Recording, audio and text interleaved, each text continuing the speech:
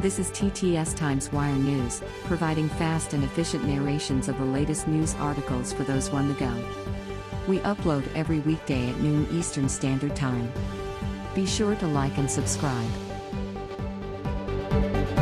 We need not look too far outside the mainstream of American conservatism to find satisfactory answers to this question. As the right's traditional friendliness towards the fairness doctrine demonstrates, a better understanding of our own political tradition can help show a way forward for the resuscitation of a comprehensive conservative approach to shaping a healthy and free public square. This is what I think people really miss. Traditional conservative thought has always understood that business doesn't exist as an end unto itself, says Rachel Bovard, the Senior Director of Policy for the Conservative Partnership Institute. The market reflects the policies we set for it. And in our common law tradition, going back hundreds of years, we've always relied on our public policy to make decisions surrounding technologies that began to change the parameters of the social order. We have centuries of accumulated wisdom about how to solve this problem. The fairness doctrine itself provides a useful framework for contemporary questions surrounding big tech. The court decisions upholding the FCC policy relied on a legal theory called the scarcity rationale, which held that the lack of widespread access to radio and television airwaves, both in terms of the scarcity of access to airwaves and the scarcity of the government-issued licenses necessary to access the airwaves, provides a constitutional justification for content requirements.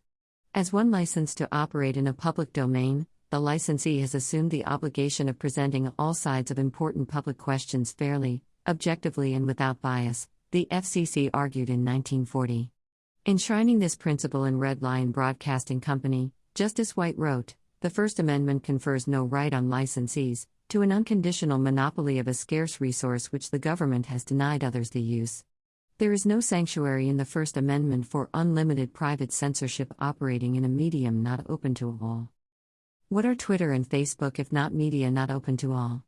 And what are the abundant protections that tech companies enjoy under legislation like Section 230 of the 1996 Communications Decency Act, which effectively immunizes social media platforms from lawsuits by holding that no provider or user of an interactive computer service shall be treated as the publisher or speaker of any information provided by another information content provider if not scarce government provisions? As Daniel Oliver points out in the most recent issue of the Claremont Review of Books, tech companies didn't achieve their monopoly positions in a free market but benefited from a legal and regulatory environment that gave tech companies a massive advantage over their non-tech competitors. From the perspective of the scarcity rationale, policies like Section 230's special liability protections are not entirely dissimilar to the special benefits enjoyed by the holders of broadcast licenses in the middle of the 20th century. Section 230 also means that the U.S. government is protecting, if not actively endorsing, big tech's content regulation practices, empowering platforms to act as arbiters of the marketplace of ideas without any of the First Amendment protections that would normally be ensured in a traditional public square. The notion that the government is obligated to provide scarce protections and procurements to tech conglomerates without asking for anything in return is completely disconnected from traditional American conceptions of limited government and free speech. It's not punitive for the government to decide or to change the criteria by which these companies should benefit from this privilege, says Bovard. Changing the balance of Section 230 is not big government. If companies don't want to comply with it, they don't have to. That is not punitive.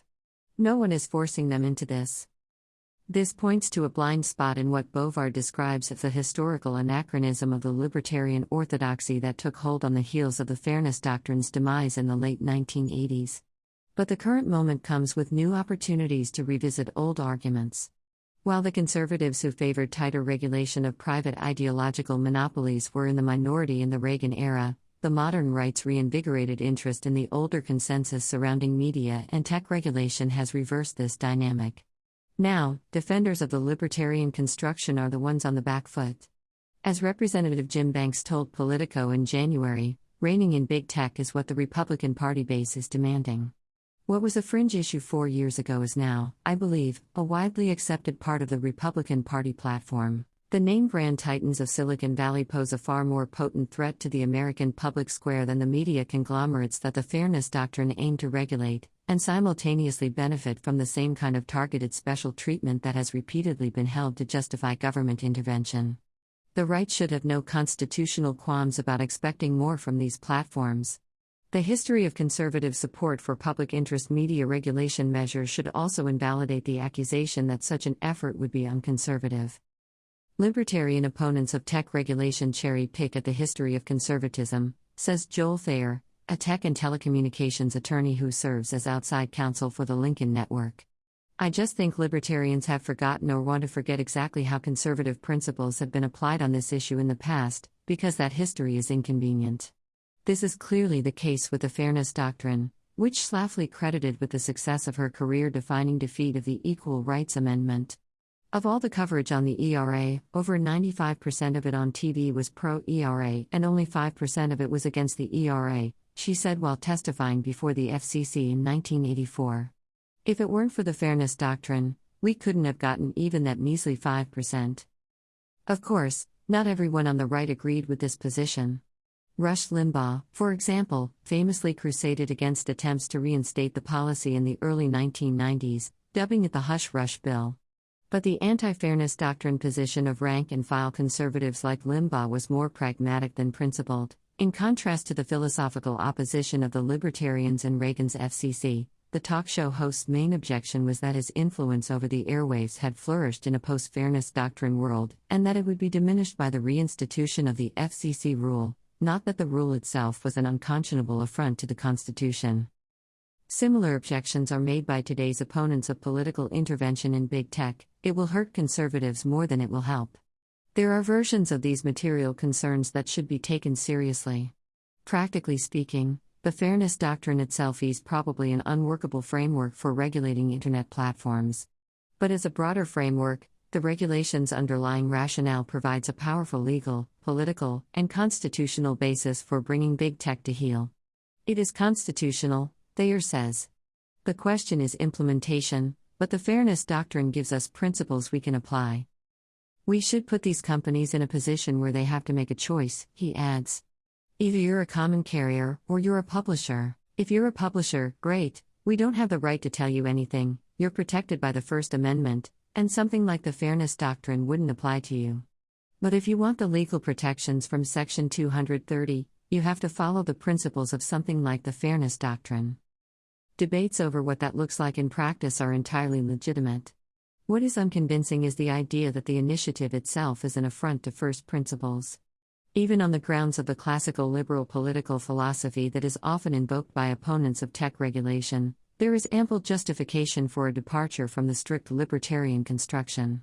Liberal titans like John Locke argued fervently against the toleration of atheism in the public square, while John Stuart Mill made the case for free speech as an ethic, maintaining that a society organized around a respect for the free and open exchange of ideas was best suited to secure the common good, not that major concentrations of private power should be guaranteed an absolute freedom from government regulation in all cases.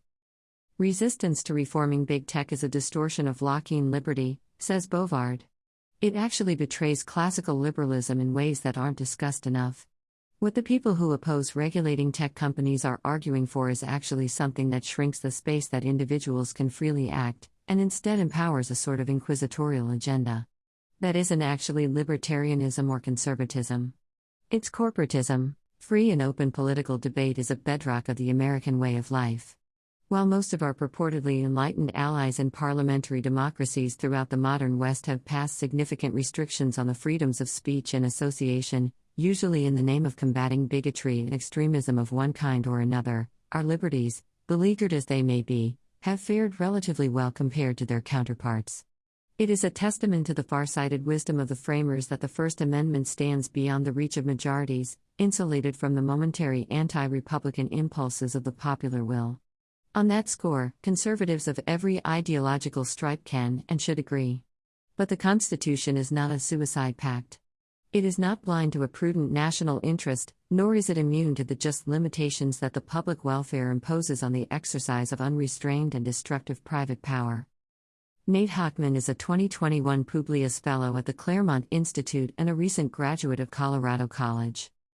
Copyright 2021 The American Conservative, a publication of the American Ideas Institute. The American Ideas Institute is a nonprofit, nonpartisan 501(c)(3) organization based in Washington, D.C.